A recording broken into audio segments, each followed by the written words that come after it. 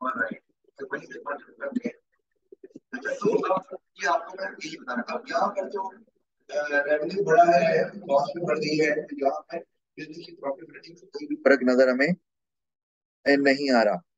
क्योंकि दोनों का प्रॉफिट अगर मैं निकालूं, आप इमेजिन करो कि आपको इस तरह से इसको इसका एनालिसिस करना आना चाहिए। ये भी दो आ रहा है आंसर, ये भी दो आ रहा है। जब मैं अगर जीपी मार्जिन निकालूंगा तो दोनों का जीपी मार्जिन, अब देखो दोनों का प्रॉफिट सेम आ रहा है, लेकिन प्रॉफिटेबिलिटी में फर्क आएगा कि नहीं आएगा, ये बताओ।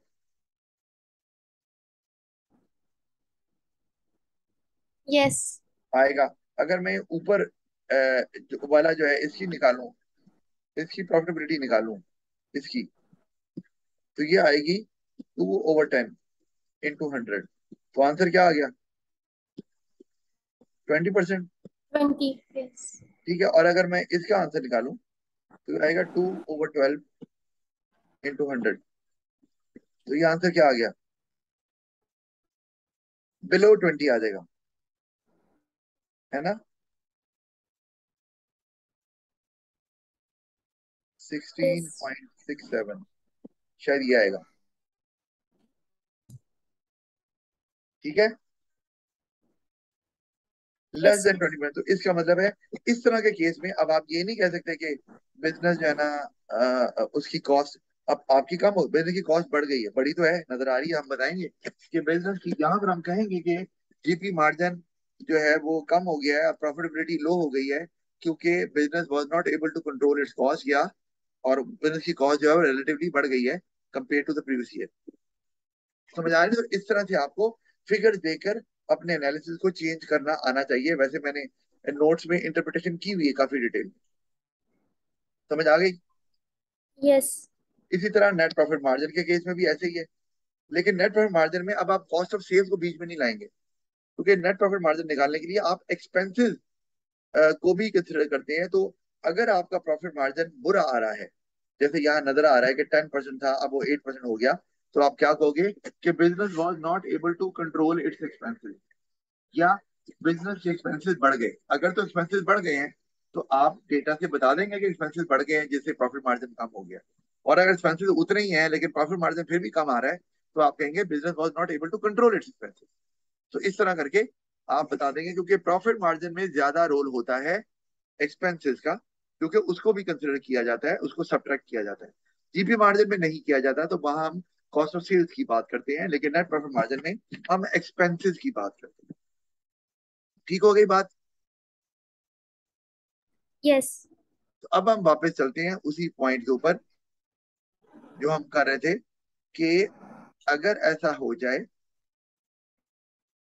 जस्ट ए मिनट,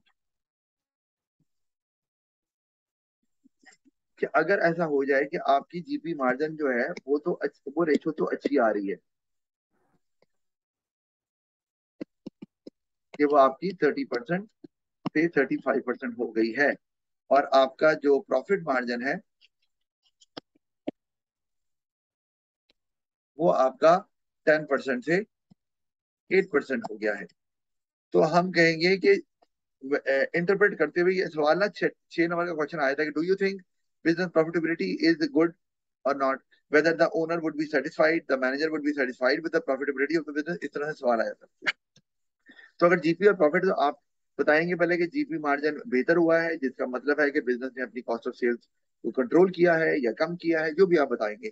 और प्रॉफिट मार्जिन कम हुआ है, जिसका मतलब है बिजनेस अपने एक्सपेंसेस को कंट्रोल नहीं कर पाया, या बिजनेस के एक्सपेंसेस ज्यादा हो गए हैं जिसकी वजह से प्रॉफिट मार्जिन कम हो गया है, ये आप बताएंगे। और उसके बाद जब आप फाइनल कंक्लूजन देंगे, जहां आपने रिकमेंड करना है कि प्रॉफिटेबिलिटी अच्छी है कि नहीं है, वहां आपको बताना पड़ेगा। जैसे मैं एग्जांपल देता हूँ कि बिजनेस की प्रॉफिटेबिलिटी पुअर है। पुअर क्यों है? क्योंकि प्रॉफिट मार्जिन जो है ना, ये is a better indicator,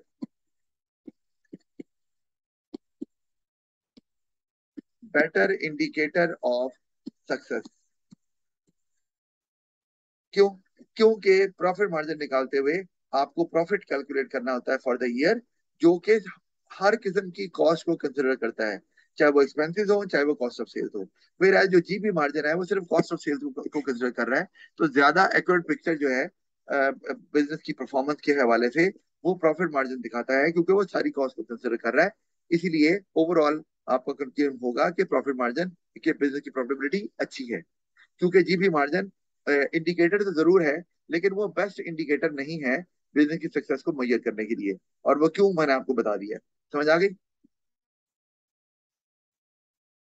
Yes.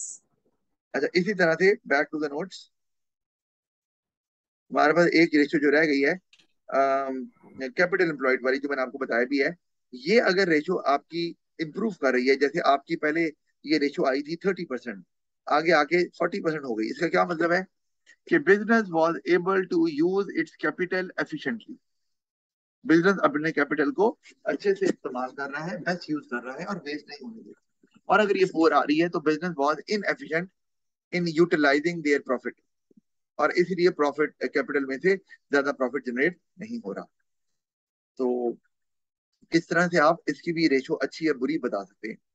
अगर इंप्रूव कर रही है तो आप ये इंटरप्रिटेशन देंगे, नहीं इंप्रूव कर रही तो दूसरी दूसरी वाली। लेकिन अगर खाली फिगर दी हुई और आपसे कह रहे हैं कि रेशो अच्छी है कि बुरी है, तो आप यही कहेंगे कि we cannot say it with certainty unless and until we make a comparison with the return on capital employed of other years और द प्रीवियस ईयर, या कॉम्पिटिटर्स के की आरओसी से कंपेयर जब तक नहीं होगा हम नहीं बता सकते।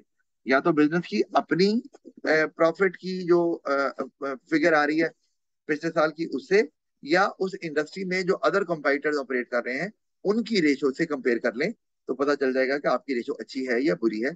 इस तरह से आप इसको आंसर दे सकते हैं। जी, एनी क्वेश्चन? No. अच्छा, अब उसमें एक चीज के परफॉर्मेंस रेशो बहुत इंपॉर्टेंट होती है शेयर होल्डर्स के लिए, क्योंकि उन्होंने बिजनेस की एबिलिटी देखनी होती है to generate profit out of revenue, out of capital, क्योंकि उनका तो मकसद होता है प्रॉफिट मिले ज्यादा। तो जिस बिजनेस की एबिलिटी ज्यादा है, वो अगर अभी प्रॉफिट ज्यादा नहीं भी दे रही, तो वो सोच रहे हैं, फोरसी कर रहे हैं long term into the future के आगे आने वाले वक्त में अगर प्रॉफिटेबिलिटी ज्यादा है तो बिजनेस ज्यादा प्रॉफिट भी देगा। और अगर एक बिजनेस जो कि अभी प्रॉफिट ज्यादा दे रहा है लेकिन उसकी प्रॉफिटेबिलिटी कम है, तो आने वाले वक्त में उसकी प्रॉफिट ज्यादा नहीं होने वाला। तो इन्वेस्टर्स या शेयर होल्डर जो हैं, वो शायद ऐसे बिजनेस में इन्वेस्ट करना पसंद करें जिसका प्रॉफिट तो अभी कम है लेकिन प्रॉफिटेबिलिटी ज्यादा है, तो फ्यूचर में ज्यादा प्रॉफिट उनको देगा वो लॉन्ग टर्म में। और दूसरे बिजनेस को छोड़ दें जिसका प्रॉफिट अभी ज्यादा नजर आ रहा है लेकिन उसकी प्रॉफिटेबिलिटी कम है। तो दिस रेशो या ratios are more useful for potential investors and shareholders to decide about whether to invest in such a business or not. समझ आ गई? Yes. All right. So that is it for today.